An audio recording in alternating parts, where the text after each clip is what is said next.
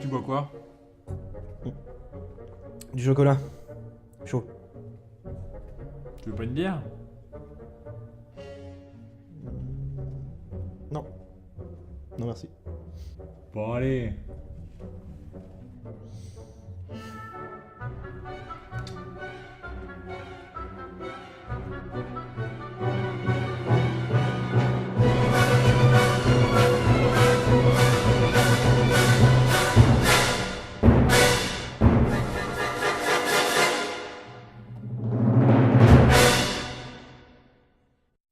Sinon, t'as été au ciné récemment? Ouais, carrément. J'ai été voir La Grande Vadrouille avec Mimimati et Cadmerade. Et Mimimati, elle est sur un T-Rex. Et Cadmerade, il est en équilibre sur Mimimati. Ils sont en grande vadrouille à New York. À New York. Et à la fin, ils finissent dans un poulailler. Et ta mère, elle meurt. Ok, Non, en vrai, j'ai juste été voir Santa et compagnie, le film de Alain Chabat. cool. Tu comptes que je t'en parle? Bon. Bah c'est l'histoire de...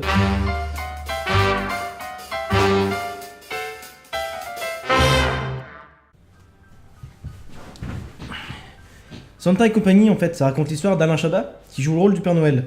Comme chaque année, c'est fin décembre, donc il prépare les cadeaux avec ses amis lutins, sauf que ce coup-ci, ils tombent tous malades.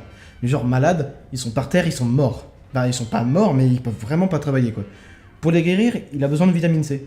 Sauf que, vu le nombre de lutins, bah, il en a pas assez, et donc il doit aller dans le monde des humains. Mais le monde des humains, lui, il y va qu'une seule fois par an. C'est la nuit, et tout le monde dort, donc il a vraiment pas l'habitude de la société actuelle. Donc en fait, le film, bah, ça raconte ça, c'est toute son histoire, et il se passe des situations carambolesques. Rocambolesque. Rocambolesques. Bah rien que dans le jeu d'acteur, en fait. Ouais, genre y'a qui? Bah Alain Chabat, parce que c'est son film. Il joue le Père Noël, et franchement, il le fait vraiment bien. Il y a un truc avec ce mec, c'est qu'à chaque fois qu'on le voit dans un film, bah c'est un peu un putain de cadeau, en fait. C'est notre Père Noël à nous. Il y a une scène, il passe de l'humour au sérieux, d'un seul coup, sans prévenir, sans coupure. Même les effets spéciaux, ils suivent derrière, mais c'est vraiment persuasif. Enfin, ce mec est très doué. J'ai pas envie de te raconter parce que bon, tu vas voir le film. Ouais, ouais. Bon, je vais pas te raconter, mais il y a que lui qui pouvait le faire parce qu'il le fait sans surjouer. Il savait parfaitement comment le faire. Et vraiment, ce mec est très doué. On l'aime tous. Donc Alain Chabat, c'est oui, c'est un oui quoi. Il y a Audrey Tautou que moi ouais. personnellement j'ai découvert dans Le Fabuleux Destin d'Amélie Poulain. Mhm. Alors, rien que pour ça, en fait, moi je l'aime d'amour parce que c'est un film que j'ai vu très jeune, que j'ai vu et revu comme beaucoup de gens, mais elle est très douée.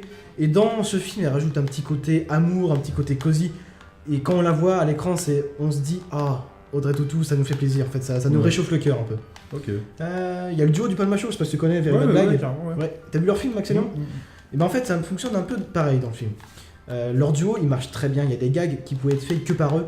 On les voit pas beaucoup parce que c'est pas les personnages principaux, mais les voir, hein, même si c'est un peu du fanservice, ça nous fait plaisir. Il y a des gags Ok. qui fonctionnent que avec eux, et vraiment, ça nous fait plaisir. Par contre, il y a un truc qui pêche, c'est les enfants. Ah ouais. Ouais. Bon, tourner avec des enfants, ça doit être compliqué. Ça fait des faux raccords, ils se fatiguent, enfin, faut être patient. Je suis d'accord, c'est pas facile.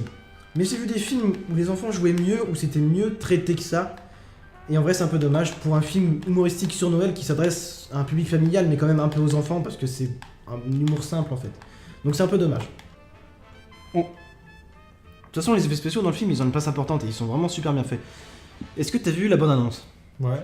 Tu te souviens de la scène où il y a tous les cadeaux qui tombent dans la hotte? Mhm. Et bien cette scène-là, sur grand écran, ça rend vraiment super bien. Voilà. Mais de toute façon, la direction artistique du film, globalement, elle est vraiment bonne.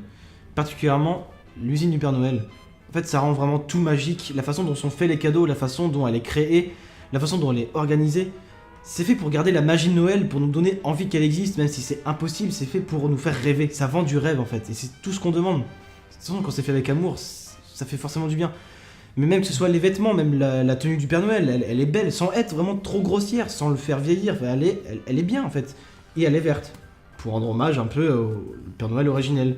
Saint-Nicolas, ouais. Ouais, Saint-Nicolas, tout à fait. Le deuxième gros point positif du film, en fait, c'est les dialogues. c'est la plume d'Alain Chabat, donc en fait avec lui on est habitué à ce qu'il y ait des petites subtilités, des jeux de mots, comme Ralph le Renne ou Salut Santa, moi c'est Barbara.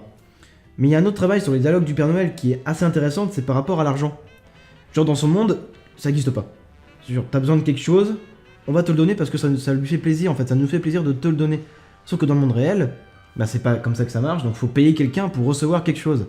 Et lui il comprend vraiment pas. Au début on rigole des dialogues, parce qu'il est comme ça, genre, c'est quoi votre billet bleu, pourquoi vous donnez ça pour recevoir quelque chose, c'est quoi l'argent, à quoi ça sert? Au début donc on en rigole.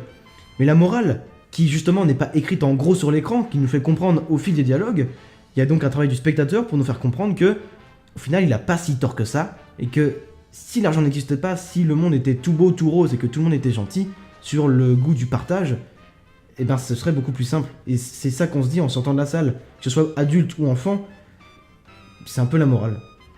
Mais du coup, t'as kiffé ou pas? Sincèrement, oui. Parce qu'en fait, Alain Chabat, je suis fan de ce qu'il fait. Je suis client et tout ce qu'il fait, je trouve que c'est bien réalisé. Mais au-delà de mes goûts personnels, j'ai l'impression que le ressenti global, c'est que tout le monde a passé un bon moment pendant le film. On ressort de la salle en ayant reçu de l'amour. Il y a Alain Chabat qui nous fait un câlin pendant toute la durée du film. C'est pas le scénario du siècle, l'histoire est super simple, les acteurs sont pas toujours hyper convaincants, il y a quelques faux raccords, mais les gags fonctionnent plutôt bien, et la morale est plutôt agréable à recevoir. C'est pas une morale genre faut pas être méchant, non, c'est plus cherché que ça. Et aux approches de fêtes de fin d'année, je pense que juste de l'amour, bah ça fait plaisir en fait.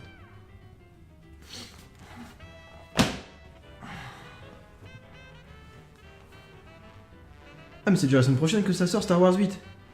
Ouais, bah j'irai pas voir cette merde, hein.